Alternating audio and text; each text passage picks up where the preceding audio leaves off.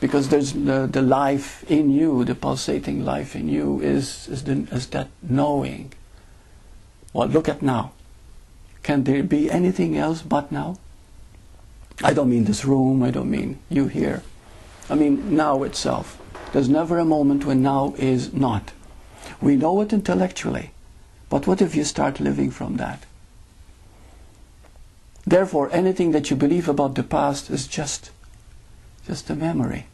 Anything that you believe about the future is just a concept that creates most of our anxieties. And incidentally, that's what fear is. Fear is the future. What is going to happen? What I'm afraid will happen. See? I got cancer. I'm going to die. You know, I don't have cancer. I'm just saying it. You know, so I'm going to die. You know, so I have fear. But the fear is psychological. You see? Why is it psychological? Future. It's future. It has nothing to do with now. Absolutely nothing to do with now. Survival fear is spontaneous and it is now. You see? Somebody's going to conk you over the head. There's an immediate fear. You just step aside. A car is coming at you. You jump. Okay? That's good. That's survival fear. That's healthy. You need that. Okay? But psychological fear, which most people live under most of the time, is future. Or bringing the past into the future. And then you live from that fear. And all fear is an escape from love. Now when we talk about being, being is knowing. Know what is knowing? Knowing is love. When we talk about, imagine now the space, the universe. So vast. It's illimitable. I mean, it's just, there's no way that you can even think. You know, there's no, imagination cannot go that far. I mean, it's, you know, when Einstein always wanted to understand time and space. He said for years and years and years he was totally, and he could not figure it out. One day he said, I'm going to experience myself as light. I'm going to travel at the speed of light. And he visualized himself, and he went into total silence, and he realized the theory of relativity, which changed many people's thinking. And the theory of relativity is very similar to Dr. Bohm's holographic image theory. And there's no theory, they're just facts. You see? It's the same thing. Where he realized that everything is relative. Everything is relative to what? To that space, to that totality, to that oneness, to that is. You see, but is, you know, the being. And the being, we can say the being is perfect, but not because it just has no beginning or end. So therefore, when we talk about death, death is impossible. And how could it be possible? Because the only thing that drops is the body. But the body is just a shell, it's a covering for the being, so that the being can experience life. In the same way that being, in order for it to know how grand it is, in order to know and experience, it needs a reflection. You see, you cannot see yourself, right? So what do you do to see yourself? You go and look at the mirror. And then you see your reflection. When you see your reflection, are there two of you? The reflection and you? No, there's only you. That is a reflection, you see? But you need that reflection in order for you to see your body.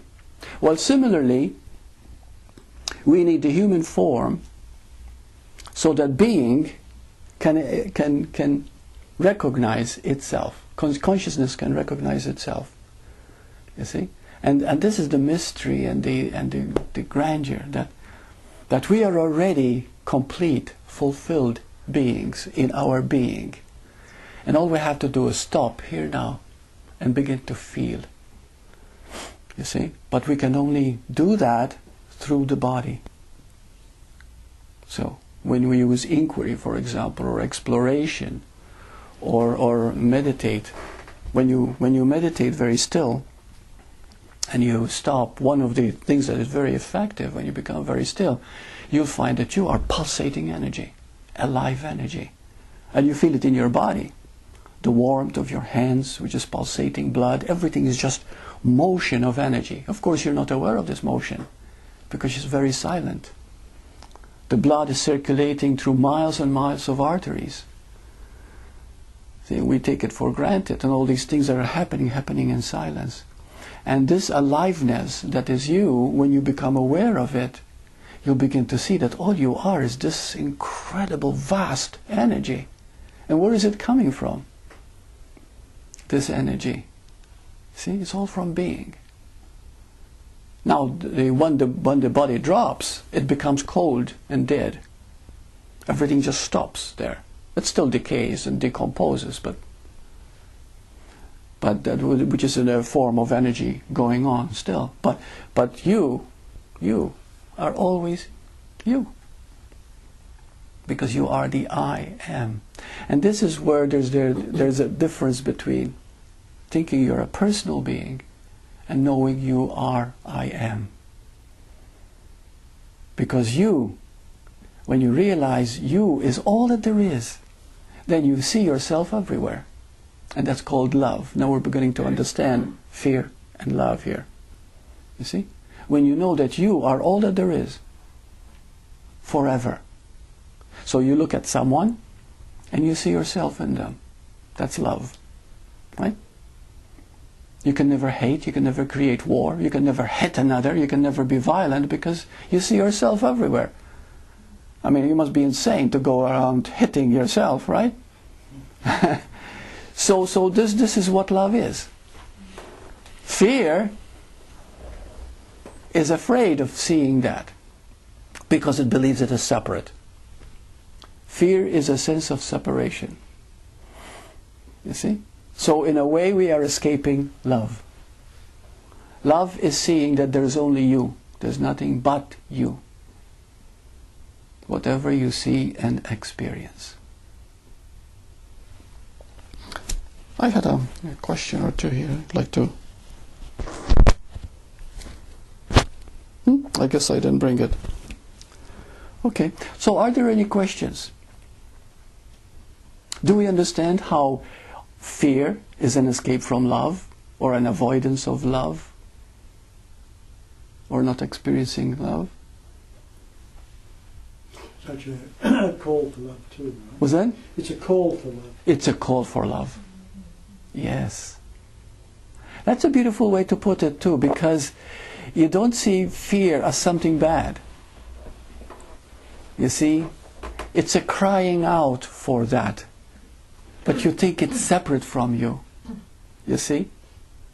And also this call for love can take many forms. For example, you have a wife, and or you have a husband, and somehow you have a fight, you have this. But each one of you wants to get your own way. You want to have the last word. You see? And so you shout, you scream, and you walk out. You walk away. Okay? Fear was an escape from love, because all you had to do was to stop and see. But all you ever want is love. It's a call for love. All you ever want for love. But you did the opposite, because you weren't aware of that fear. You weren't aware of it as fear. You saw it as, but I'm right. The moment you say I am right, you've made someone wrong. You've separated.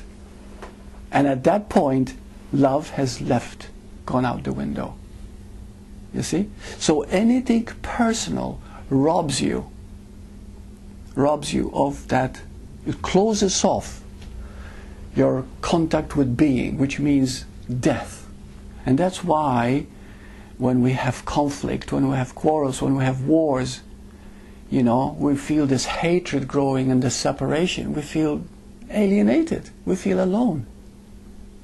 We feel devastated. Well, of course. My goodness. You've lost touch with love. Love. So therefore here, the human is a question. And is always asking, but there is no answer. You go, what is the answer? Being. Why? Because being is love.